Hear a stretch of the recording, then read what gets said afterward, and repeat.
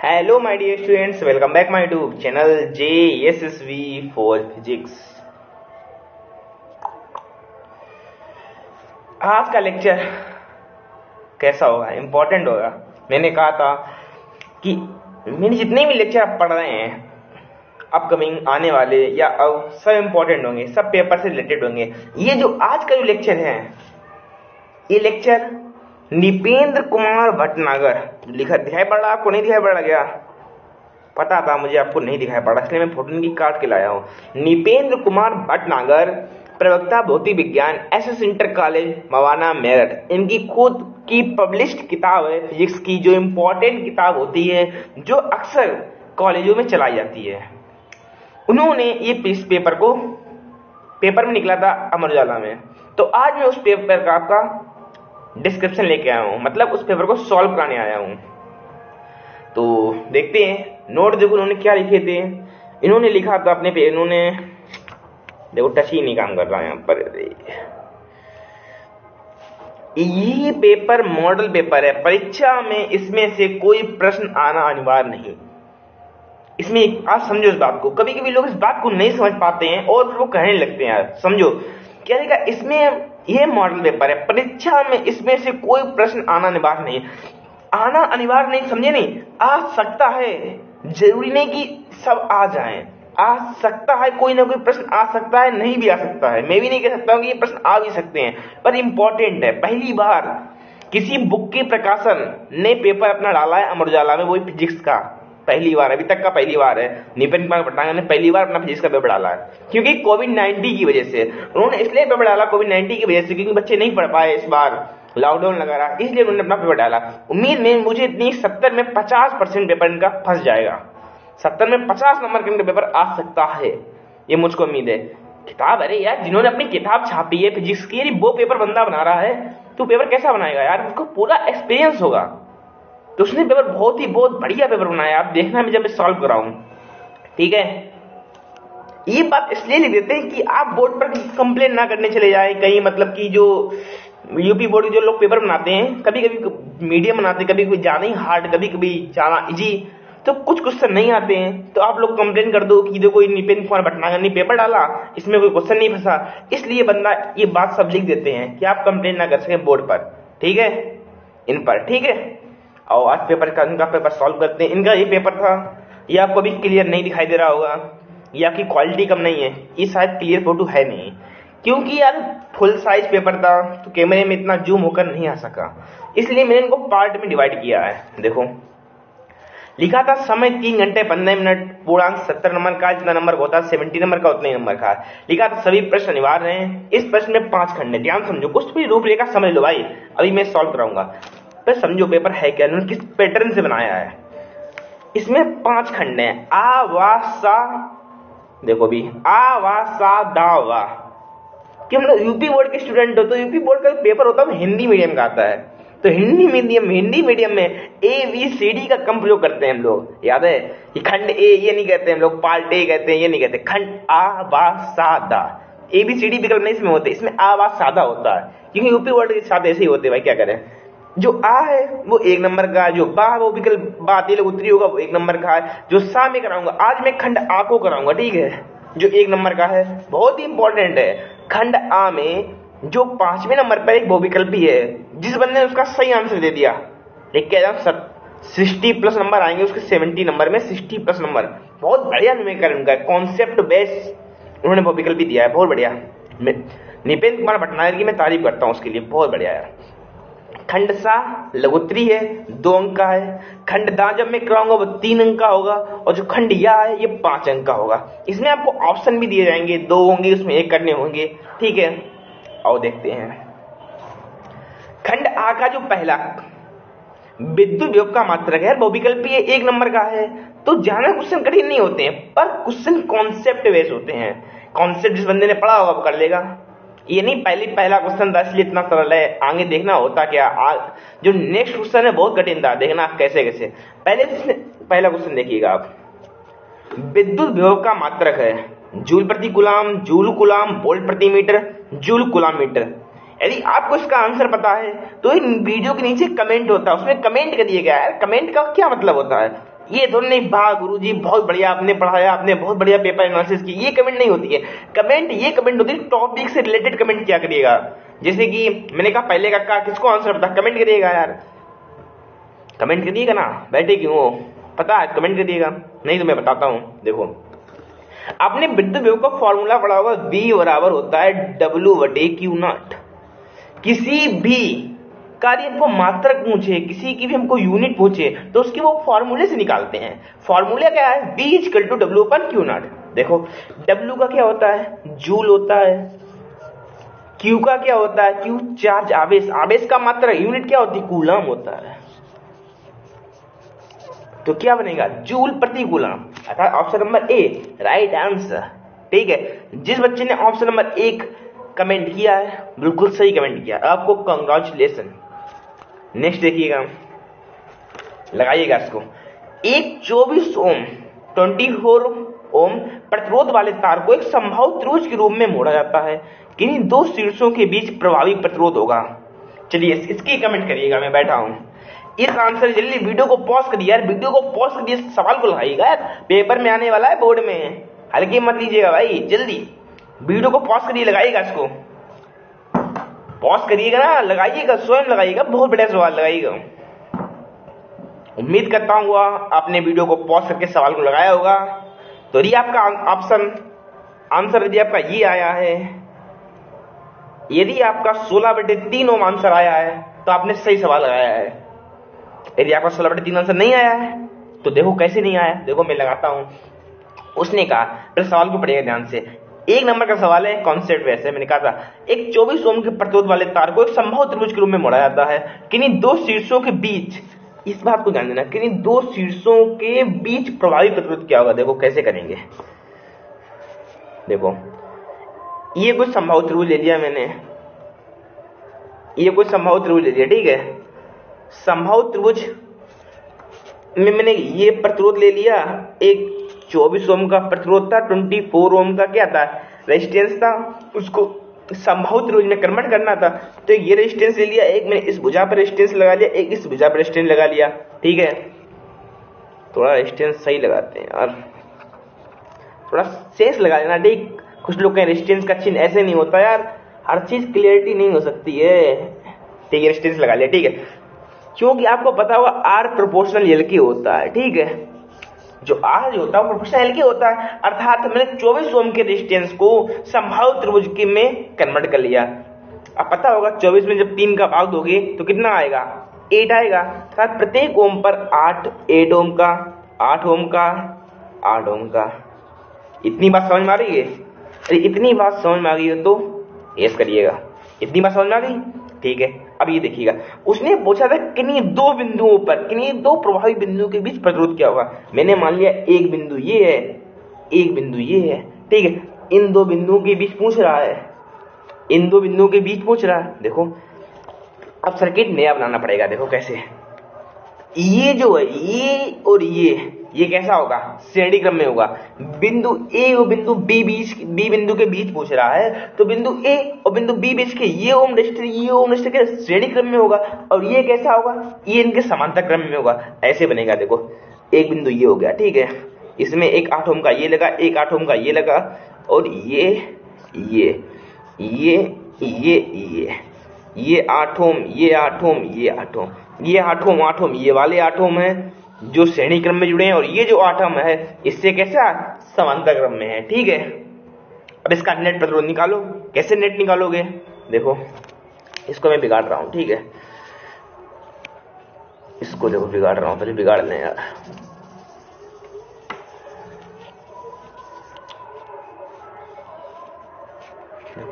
ये श्रेणी क्रम में जुड़ेंगे, मान लिया इनके जो तुल्य प्रतिरोध होगा वो R1 होगा, तो R1 निकाला तो 8 + 8 मिलके क्या होगा, 16 होगा।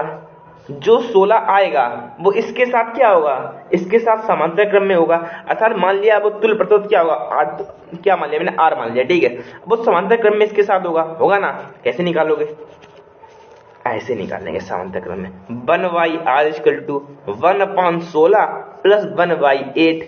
एलसीएम कितना लोगे, 16, ऊपर कितना आएगा 1, ऊपर 3, तो कितना आएगा 3/16 अर्थात 1/r कितना आएगा 3/16। हमको r का मान चाहिए तो r इक्वल क्या आएगा 16/3 आएगा। r का मान क्या आएगा 16/3 आएगा। समझ में आया आपको? देखो मैंने इसका सोल्यूशन ये डाला था। 24 संभावित त्रिभुज था, इसको मैंने कैसे किया देखो, इसमें थोड़ा समझ लेते हैं। इसमें ये श्रेणी क्रम में हो जाएगा, ये समांतर क्रम में हो जाएगा। इसका डायग्राम ऐसे कर लेंगे क्योंकि ए और बी बिंदु के बीच पूछ रहा था तो ऐसे कर लिया। r1 16 r2 8, ये श्रेणी क्रम समांतर क्रम था, तुल्य प्रतिरोध निकाला, समांतर क्रम में हो जाएगा 16/3 आ जाएगा। ठीक है, सोल्यूशन देख लेना। ठीक है, तो आंसर हमारा कौन सा हुआ 16/3।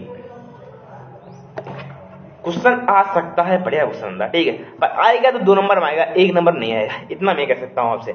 आएगा क्वेश्चन 2 नंबर में आएगा, 1 नंबर नहीं आएगा। नितिन भटनागर के जो राइटर है भाई, दिया है तो फंसेगा जो 70 में जितना भी कराऊंगा उम्मीद है 50 नंबर आ जाएगा कोविड-19 की इफेक्ट से। ठीक है, नेक्स्ट देखिएगा, यदि आपको आंसर सही आया तो उसके लिए आपको बधाई। ठीक है, ये देखिएगा, विद्युतशीलता अब साइलेंट नाथ तथा चुंबकशीलता म्यू0 के माध्यम में चुंबकीय तरंग का वेग होगा। जल्दी इसका आंसर कमेंट करिएगा, आंसर कमेंट 1 2 3।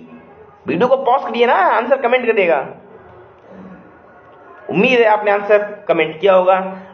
देखते हैं आपका आंसर सही है कि गलत है। देखो, आपने संबंध पढ़ा होगा C बराबर 1/√μ0 इंटू एप्सिलॉन नॉट। ये आपने संबंध पढ़ा है। ये जो C होता था प्रकाश की चाल होती थी, स्पीड ऑफ लाइट। कितनी होती स्पीड ऑफ लाइट 3 × 10⁸ मीटर/सेकेंड।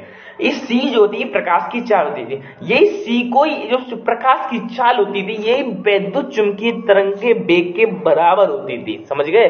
जो वैद्युत चुंबकीय तरंग का वेग होता है वो प्रकाश की चाल के बराबर होता था। अर्थात इसका आंसर कौन सा होगा बी वाला। कौन सा होगा बी वाला 1/√μ0 into epsilon not. Okay, next देखो, एक चुंबकीय तरंग में विद्युत क्षेत्र का आयाम 6 वोल्ट प्रति मीटर है और चुंबकीय क्षेत्र का आयाम पूछ रहा है। जल्दी यार स्पीड से इसको सॉल्व करके दिखाओ, स्पीड से कमेंट, वीडियो को पॉज करो, सॉल्व यार। बढ़िया क्वेश्चन है, कॉन्सेप्ट पे। ये भी क्वेश्चन कॉन्सेप्ट है। जिस बच्चे ने किताब को ध्यान से पढ़ा होगा, वैद्युत चुंबकीय तरंगे याद आया। कुछ हिंट देता हूं आपको, हिंट दूं? आंसर आ गया क्या? आंसर क्या? पहले आंसर बताओ, कमेंट करो, आंसर कमेंट करो पहले। चलो हिंट देता हूं आपको पहले। इसमें ये वाला फॉर्मूला लगाओ। आपने ये फॉर्मूला पढ़ा था E/V = C। ये वाला फॉर्मूला पढ़ा है आपने? पढ़ा है किताब में? ये वाला फॉर्मूला नहीं पढ़ा आपने? अरे यार, तो कैसी फिजिक्स की पढ़ाई की आपने ये फॉर्मूला नहीं पढ़ा? फिर बेकार पढ़ाई पढ़ना फिजिक्स की किताब आपका। वैद्युत चुंबकीय तरंग में, हाँ कुछ लोग हाँ कह रहे, यस हाँ। ये किसका फॉर्मूला था? वैद्युत क्षेत्र एवं चुंबकीय क्षेत्र के जो अनुपात होता था वो प्रकाश की लाइट के बराबर होता था। ये उसी का फॉर्मूला है। लगाओ इसको। अब तो क्या मान पुट अप करने हैं आपको? अब आंसर कमेंट करो, पहले आंसर देखें। चलो उम्मीद करता हूं आपने आंसर कमेंट किया होगा। मैं तो देख सकता नहीं हूं, ऑफलाइन पढ़ा रहा हूं, ऑनलाइन तो पढ़ा नहीं रहा हूं। देखो, एक वैद्युत चुंबकीय तरंग में वैद्युत क्षेत्र का आयाम 6 वोल्ट प्रति मीटर है। ये जो आयाम दे रहा है वैद्युत क्षेत्र का आयाम, इसलिए मैं E0 लिख रहा हूं यहाँ पर। E0 दे रहा 6 वोल्ट प्रति मीटर। चुंबकीय क्षेत्र का आयाम पूछ रहा, मुझसे V0 पूछ रहा है। कैसे निकालोगे? हमको फॉर्मूला पता है E0/V0 = C। हमको E0 का मान पता है, इस 6 वोल्ट प्रति मीटर रख देंगे। हमको E0 को मान पता है, जो E0 का मान है ये तो 6 वोल्ट प्रति मीटर। यहाँ पर रख देंगे E0 का मान, जो V0 इसका मान पूछ रहा। C का मान पता ही होता है, C का मान पता 3 × 10⁸। मान रखो, आंसर पाओ। जब मान रखोगे कितना आंसर आएगा 2 × 10⁻⁸। कितना आंसर आएगा 2 × 10⁻⁸। आंसर कितना आपका आया 2 × 10⁻⁸। देखो इसका सॉल्यूशन भी मेरे पास है। ये देखो E0 V0 C का मान आपको पता था, फॉर्मूला आपको पता था E0/V0 = C / C। जो वैद्युत क्षेत्र की जो तीव्रता होती है, अब वैद्युत क्षेत्र की तीव्रता गलत क्या होगी? तीव्रता नहीं होती है, वैद्युत क्षेत्र एवं चुंबकीय क्षेत्र का जो अनुपात होता है, इलेक्ट्रिक फील्ड और मैग्नेटिक फील्ड का जो रेशियो होता है वो स्पीड ऑफ लाइट के इक्वल होता है। अंडरस्टैंड?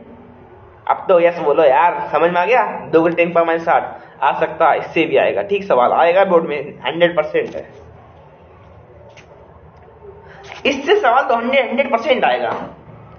जो मेरे यहाँ पर yearly पेपर हुए थे, प्री बोर्ड से कहते हैं, उसमें सवाल आया था ये, और नितिन भटनागर जी ने भी ये सवाल दिया है।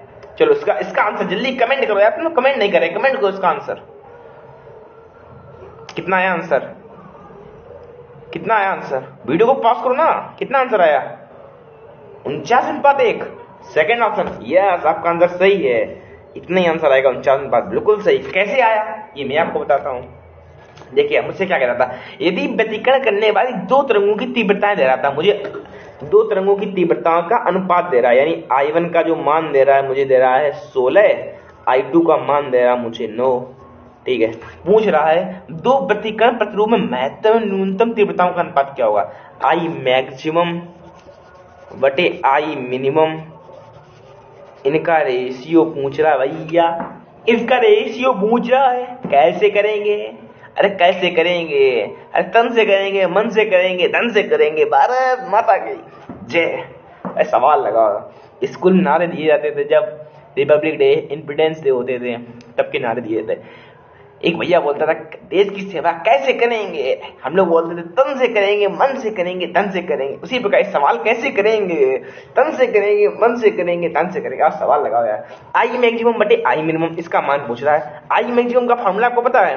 नहीं पता, मैं बताता हूं। √I1 प्लस I मैक्सिमम में प्लस होता था √I2 का होल स्क्वायर। ये ड्रामा करता है ये। ठीक, I मैक्सिमम। अब I मिनिमम कैसे करते हो? I मिनिमम में माइनस हो जाता है बस। देखो I maximum √I1 plus √I2 का होल स्क्वायर से आप I मैक्सिमम का 49 आएगा। बट ठीक है, I मिनिमम कैसे निकालेंगे? √I1 माइनस √I2 का होल स्क्वायर करेंगे, 1 आएगा। इनका मुझे रेशियो पूछ रहा था, I मैक्सिमम बटे I मिनिमम का ratio 49:1। Option number second right answer. ये देखिएगा, इस क्वेश्चन का जो सही आंसर देगा, जेएससी फॉर फिजिक्स को चैलेंज करता है कि 70 नंबर का फिजिक्स का पेपर होता है, उसके 60+ नंबर आएंगे। जल्दी इसका आंसर देके दिखाओ तो मैं जानूं। इसका आंसर दो यार, इसका आंसर दे दिया लाइव झिंगा लाला। IIT-JEE में भी पूछ चुका है क्वेश्चन, ये भी याद बता दूं आपको। इसका आंसर दो, इसका आंसर। वीडियो को पॉज करो, लगाओ यार, बैठे हो।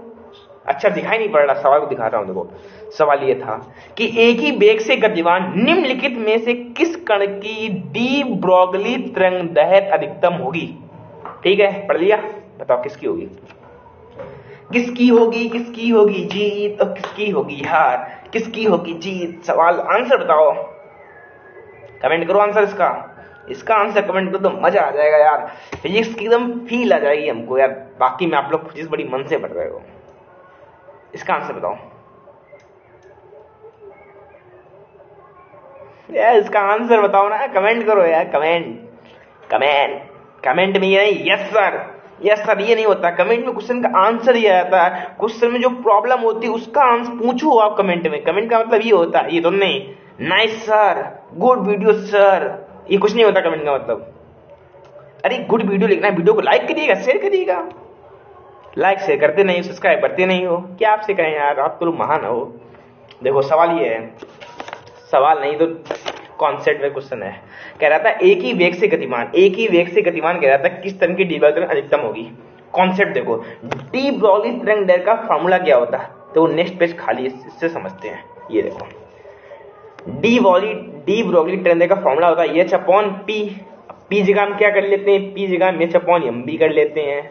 मुझसे कह रहा था एक समान वेग, यानी B कांस्टेंट है, H कांस्टेंट होता है क्योंकि H का मान नियत होता है, अर्थात H, B कैसे हैं, कांस्टेंट है। अर्थात जो लैम्डा है वो प्रोपोर्शनल 1/m के है, लैम्डा इनवर्सली प्रोपोर्शनल 1/m के है। अर्थात द्रव्यमान का खेल है, जिसका द्रव्यमान सबसे कम होगा उसका लैम्डा सबसे अधिक होगा। देखते हैं कौन कौन से मुझे ऑप्शन दे रहा है। इलेक्ट्रॉन का द्रव्यमान कितना होता है, देखो द्रव्यमान, इलेक्ट्रॉन का जो द्रव्यमान होता है, इलेक्ट्रॉन का द्रव्यमान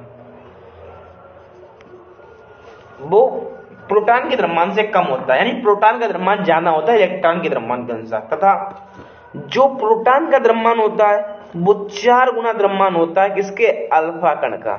देखो मैंने इसका सोल्यूशन दिया, इसमें समझाते हैं। ये तो इतना समझ में आ गया था आपको इनवर्सली प्रोपोर्शनल बर्नौली नियम, जिसका द्रव्यमान सबसे ज्यादा उसकी तरंग दैर्घ्य सबसे कम, जिसका द्रव्यमान सबसे कम उसकी तरंग दैर्घ्य सबसे ज्यादा। ठीक है, देखो कैसे, ये देखो भंडा, इसी चीज को समझाना है आपको बस। देखो यहां से क्लोज करते हैं इसको, अरे यार ये फालतू क्लिक कर दिया इस पे। अब यहां से देखो मैंने क्या किया, यम प्रोटॉन का द्रव्यमान जानना होता है, जो यम अल्फा होता है वो 4 गुना होता है यम प्रोटॉन के, ये याद रखना।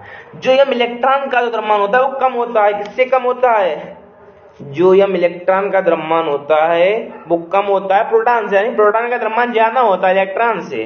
जो अल्फा कण का द्रव्यमान होता है वो 4 गुना अल्फा कण के, जो 4 गुना अल्फा कण के, गलत बोल गया मैं ये ध्यान से, प्रोटॉन का द्रव्यमान इलेक्ट्रॉन से ज्यादा होता है। जो अल्फा कण का द्रव्यमान होता है वो प्रोटॉन के 4 गुना द्रव्यमान के बराबर होता है, समझ गए। अर्थात द्रव्यमान सबसे ज्यादा किसका होगा, अल्फा कण का ज्यादा होगा, फिर प्रोटॉन का होगा, फिर इलेक्ट्रॉन का होगा। जिसका द्रव्यमान सबसे कम उसकी तरंगदैर्घ्य सबसे ज्यादा, किसका द्रव्यमान सबसे कम, इलेक्ट्रॉन का द्रव्यमान सबसे कम, अर्थात सबसे ज्यादा तरंगदैर्घ्य किसकी होगी, सबसे ज्यादा तरंगदैर्घ्य किसकी होगी, इलेक्ट्रॉन की होगी।